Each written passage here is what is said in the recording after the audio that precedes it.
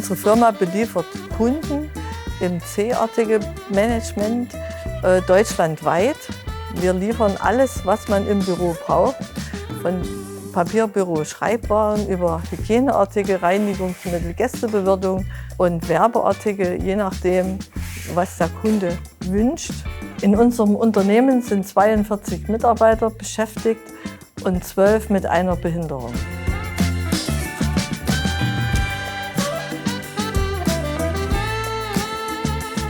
Der erste behinderte Mitarbeiter ist im Jahr 2000 in unser Unternehmen gekommen. Durch die Zusammenarbeit mit dem EFD ist es dazu gekommen, dass bestimmt eine Mitarbeiterin unser Unternehmen öfter besucht hat und auch wusste, welche Personen brauchen wir, welche Anforderungen haben wir an unser Personal und wusste recht gut, was wir brauchen. Und im Laufe der Zeit kam öfter ein Anruf von eben dieser Mitarbeiterin, dass sie wieder jemand hat, der zu uns passen könnte, und dann kam es auch zu weiteren Einstellungen.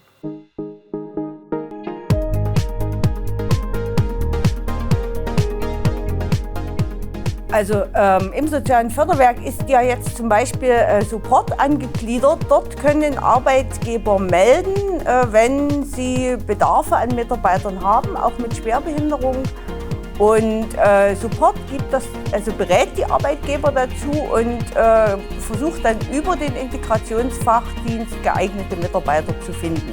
Und diese Abteilung hat speziell die Aufgabe, den Firmen bei der Einstellung die Arbeit, die damit verbunden ist, behinderte Mitarbeiter abzunehmen, sodass der Arbeitgeber keine wesentliche Belastung an Zeit und sonstigen Ressourcen aufwenden muss.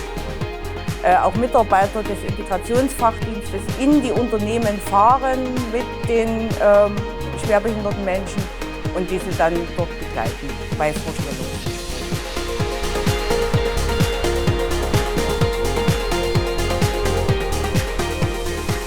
Wir arbeiten mit der Firma Schmaus jetzt schon viele Jahre zusammen und ich habe die Firma Schmaus immer als sehr offenen und kompetenten Partner erlebt. Und aufgrund dessen ist es uns auch gemeinsam gelungen, mehrere Menschen mit verschiedensten Einschränkungen in den Arbeitsprozess zu integrieren.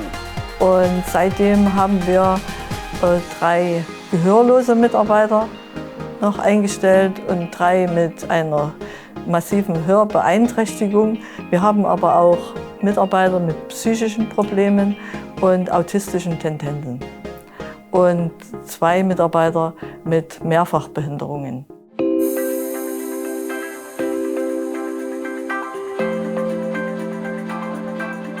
Das sind Menschen, die bisher den Schritt in das Arbeitsleben noch nicht geschafft haben und die über langfristige Praktikas und sogenannte Qualifizierungen, immer begleitet durch einen Qualifizierungstrainer, dann einen Platz im ersten Arbeitsmarkt schaffen können.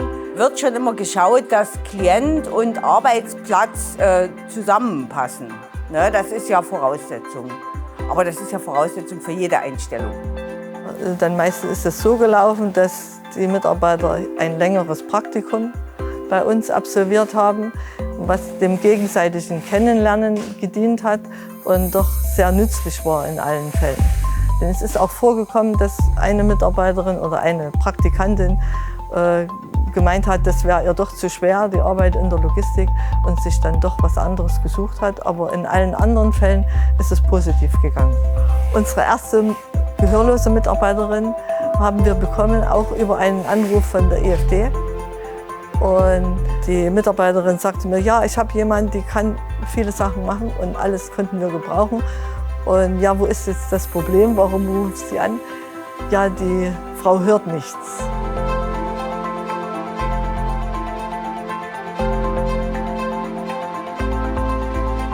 Guten Tag, ich bin geboren in Russland, bin seit 27 Jahren hier in Deutschland. Habe mir eine Arbeit gesucht. Ich bin eigentlich technische Zeichnerin, habe aber dann hier nichts gefunden aufgrund meiner Hörschädigung. Das ist alles etwas problematisch, weil man ja immer telefonieren muss.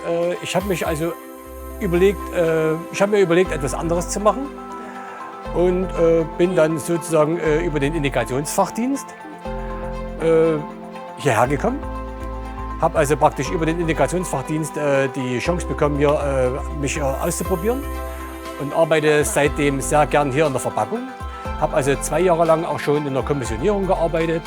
Ja, aber hier in der Verpackung, da schlägt mein Herz für diese Arbeit und bin jetzt gerne hier, weil die Verpackung wie Tetris funktioniert und das ist eigentlich meins.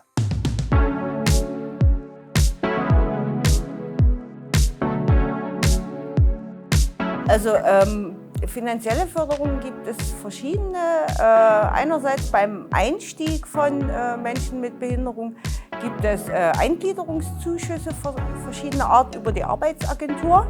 Dann gibt es weiterhin über den kommunalen Sozialverband den Ausgleich einer sogenannten Minderleistung für Schwerbehinderte. Es gibt die Möglichkeiten von Arbeitsassistenzen.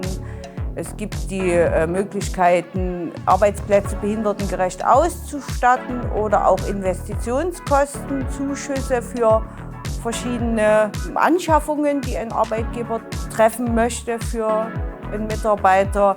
Und dann gibt es natürlich die personelle Unterstützung durch den Integrationsfachdienst oder durch eben Anbieter wie uns, wo eine Art Jobcoaching durchgeführt werden kann. Im Fall der Firma Schmaues, wo auch hörbehinderte Menschen angestellt sind, gibt es ja die Möglichkeit, noch mit Dolmetschern zu unterstützen.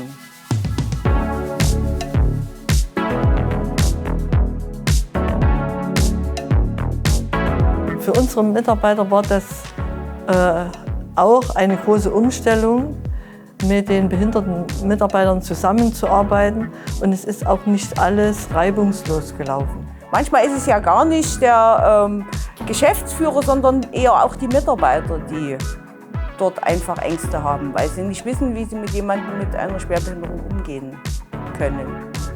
Zum Beispiel die Integration unserer gehörlosen Mitarbeiter hat große Probleme gegeben. Und über den IFD, also über den Integrationsfachdienst, wurde dann ein Kollegenseminar organisiert. Der Arbeitgeber hat natürlich immer die Möglichkeit, sich bei Schwierigkeiten an den Integrationsfachdienst zu wenden, der Arbeitnehmer auch, damit dann in Vermittlungsgesprächen oder Klärungsgesprächen auftretende Schwierigkeiten noch behoben werden können.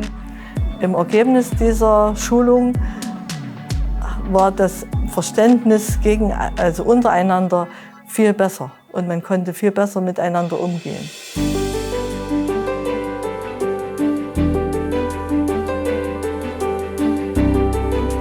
Das ist natürlich so, wenn wir für einen Menschen einen Arbeitsplatz gefunden haben, dann ist es auch so, dann sind diese Klienten ja sehr dankbar, dass ihnen die Möglichkeit gegeben wird und stehen dann auch mit allem, was sie haben, hinter dem Arbeitsplatz und dem Unternehmen.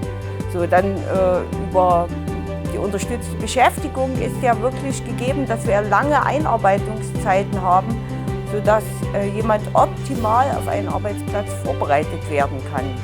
Die Mitarbeiter mit Behinderung waren zum großen Teil sehr lange arbeitslos, bevor sie bei uns begonnen haben.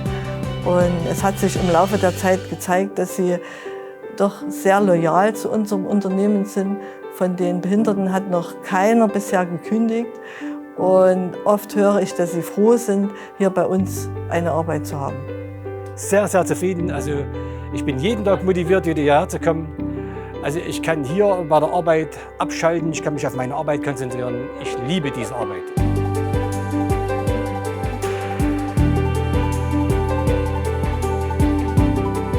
Seit nunmehr 22 Jahren haben wir bei uns Menschen mit Behinderung beschäftigt. Und es ist immer spannend, wie die Leute miteinander umgehen, wie die Nichtbehinderten mit den Behinderten umgehen. Und es ist für alle ein Gewinn, weil unsere behinderten Mitarbeiter machen ihre Arbeit ordentlich, zuverlässig und auch die anderen Mitarbeiter können sich so manche Scheiben von den Menschen mit Handicap abschneiden. Und das haben sie auch schon gemacht.